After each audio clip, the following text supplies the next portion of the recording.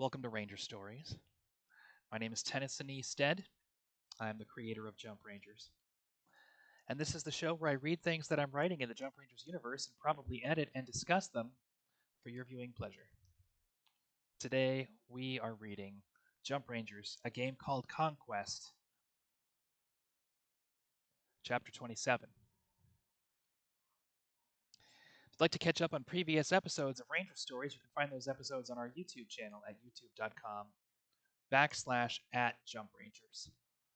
Evan asked, Chapter 27? Yes. Something sound wrong? Yeah. We are on the 27. We have actually done more than 27 episodes of Ranger Stories, I think. No, it's 27. 27 episodes.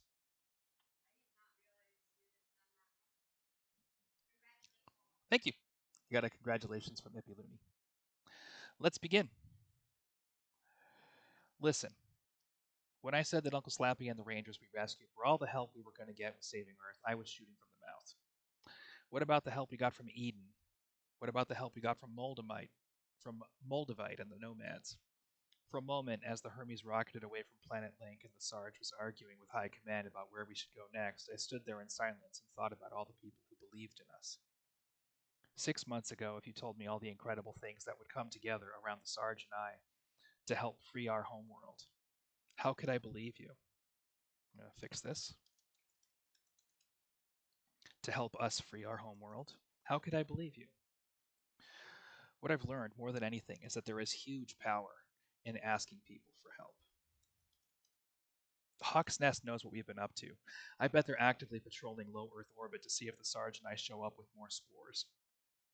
If Alien City detects a spore coming down over Earth, they'll shoot it down just as quickly. None of the Saurians on planet Earth want to deal with the spore infestation. They'll stop us the first chance they get. My question was whether there was anyone out there who would actually like to see the Saurians get kicked off of Earth by as badly, who would actually would like to see the Saurians get kicked off of Earth as much as we would.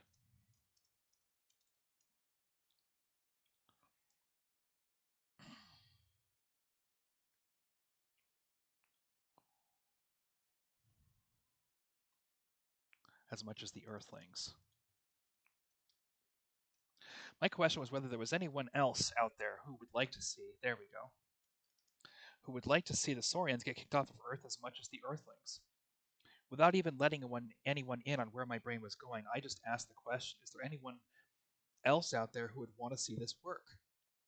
Well, said the Sarge, if Admiral Paxis goes to fight on planet Earth, he's going to leave a lot of undersores on Soros in trouble.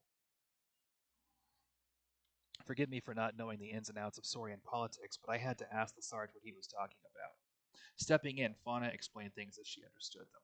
Turns out Admiral Paxis had a formal alliance with the Undersore rebels on Soros. All the fighting on Soros was actually started by him.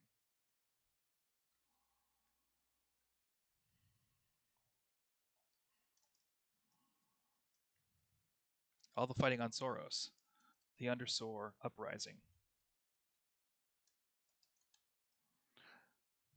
was actually started by Admiral Paxis.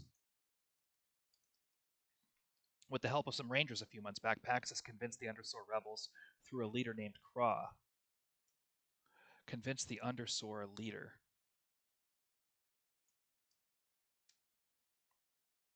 An ex-gladiator named Craw.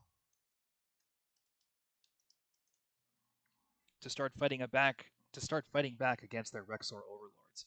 With the help of the Undersore rebels, aboard a stolen Saurian mothership called the Dangerous, Paxis took Planet Battleground. After that, he swept the Saurians from Planet Mist. Nobody noticed the effects this news had on Scrap but myself and the Sarge.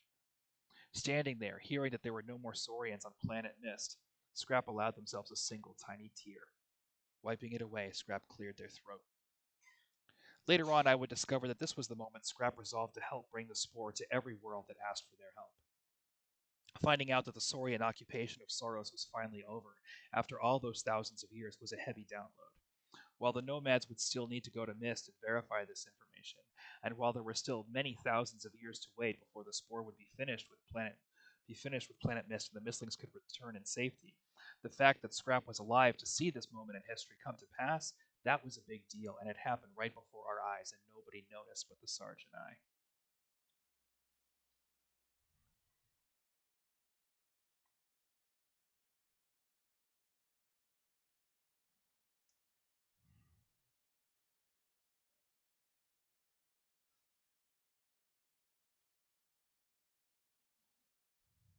I think we can reduce that first paragraph to a sentence. So, when I asked Scrap whether the fact that it was Admiral Paxis who drove the Saurians from Planet Mist, um,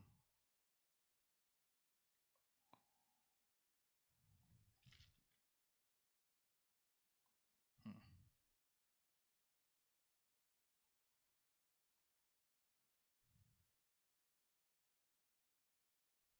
okay,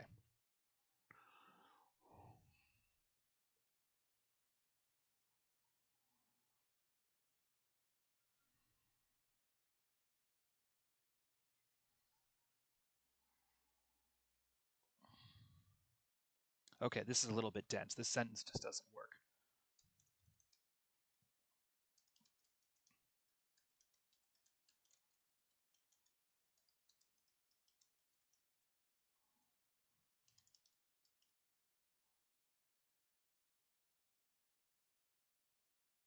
Okay, here we go.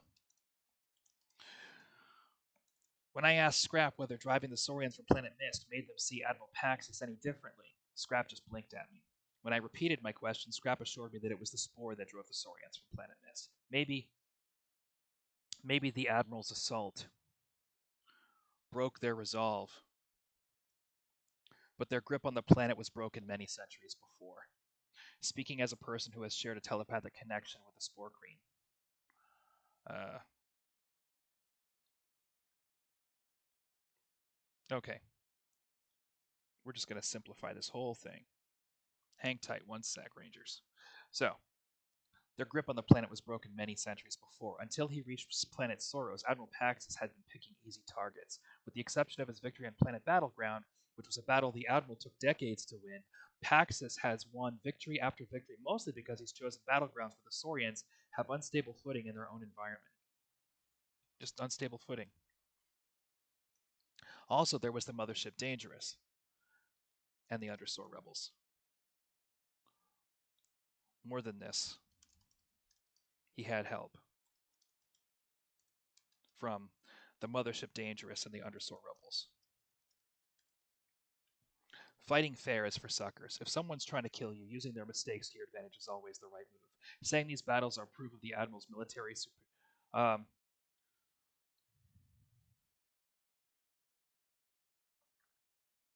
so this doesn't make any sense.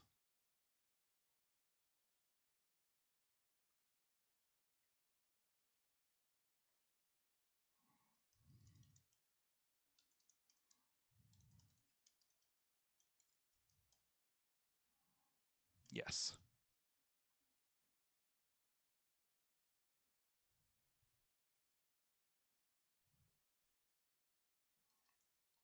Okay, here we go. Fighting fair is for suckers. If someone's trying to kill you, using their mistakes to your advantage is always the right move. Was the Admiral fighting smart? Yes. Were these battles proof of the Admiral's military superiority? No, thank you. Spare me that nonsense.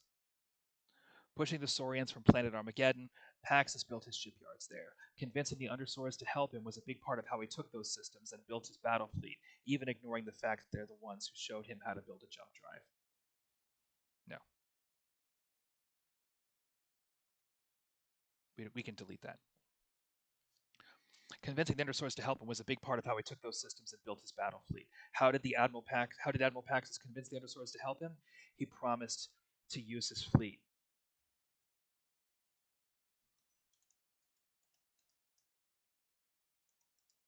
He promised to use his fleet and help them take Soros from the Rexors.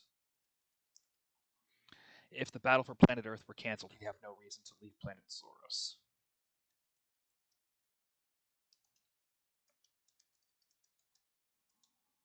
Yes, Sarge, maybe so. If the battle for planet Earth were cancelled, he'd have no reason to leave planet Soros. Yes, Sarge, maybe so. But if we can use the spores to take Earth back from the Saurian horde, then maybe the Undersaurs can do the same thing on Soros. Maybe the battle for Soros doesn't even need to happen. Imagine how many Undersaurs would be saved. Hearing me out, the Sarge falls quiet. When the Sarge isn't talking, it's always because he's trying to figure out how to tell me I'm wrong without making me mad. What he said was that Craw, the leader of the Undersaurs, used to be a gladiator in the fighting arenas of Soros. Undersaurs look up to him because he's a warrior. Undersaurs follow him because his strength is proven. Okay, fine, but listen to what I'm telling you. Asking for help isn't about admitting our weaknesses. Asking for help is about seeing the strength in others.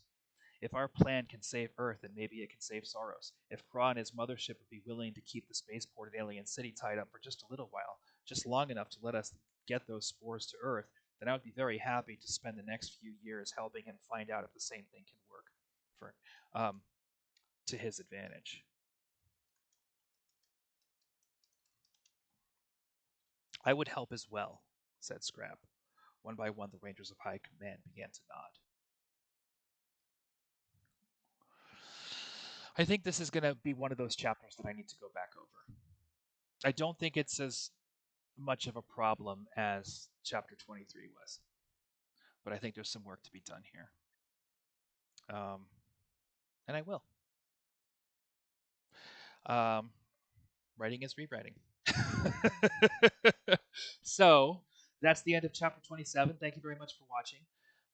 Mondays at 2 p.m. now, we have a new gaming stream. It's called The Rookies. It's involving two players that have never played Jump Rangers before, Liz Ransdell, who's a writer that I've known from social media in the past, and Buster the Destroyer, who is a Star Citizen streamer and a friend as well. So if you'd like to see some exciting Jump Rangers gameplay, tune in on Monday at 2:30 p.m. We also have on Saturday at 2:30 p.m. metagame, and I'm going to find out from Federico if we're playing this weekend. What else is there to say?